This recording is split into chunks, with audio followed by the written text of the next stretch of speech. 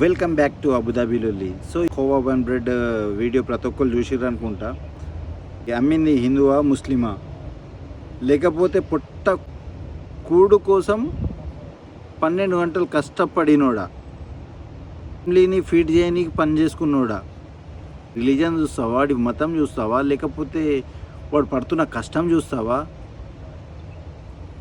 ఏం చూసి అతనికి అంత ఇబ్బందిగా ఇది చేసినావు నువ్వు? ఓకే, దాంతోపాటు ఒక ఫీమేల్ రిపోర్టర్ కూడా దిగచ్చిర్రు మీదికి, ఎక్స్పైర్లు, where is your Aadhaar card, English. దాంతోపాటు మీరు మాట్లాడే ఇంగ్లీషు మాట్లాడే దగ్గర ఒకవేళ మీకు అంత ఇది ఉంటే ఎక్స్పైర్లు అడిగే దగ్గర అడుగుర్రి.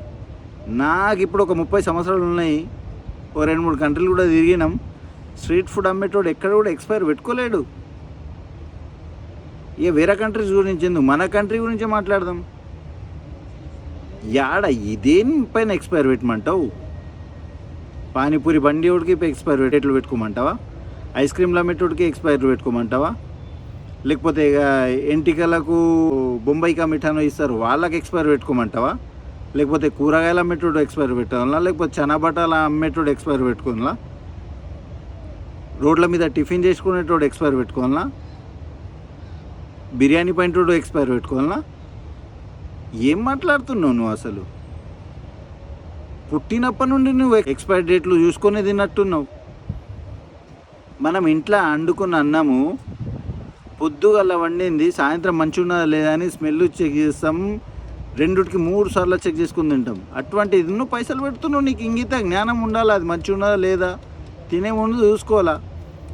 కొన్ని వస్తువులు ఉంటాయి, ఫర్ ఎగ్జాంపుల్ ఎగ్స్ తీసుకుందాం, మనం దుకాణంలో పోయి కొనుక్కొని వస్తాం, ఇంటికి వచ్చిన తర్వాత ఖరాబ్ వెళ్తుంది. మంచిగా ఉన్నదని నమ్మకం మీద తీసుకున్నాం, ఖరాబ్ వెళ్ళింది, ఏం చేస్తావు దానికి? మాట్లాడాలంటే చాలా ఉన్నాయి, కానీ ఇంకా నేను అందరికీ అప్రిషియేట్ చేస్తున్నా ఈ వీడియో పైన ఎవరైతే రెస్పాన్స్ అయ్యారో. ఎస్పెషల్గా చెప్పాలంటే హిందూస్, చాలామంది హిందూసే సపోర్ట్ చేసింది, ప్రతి ఒక్కరు రియాక్ట్ అయింది.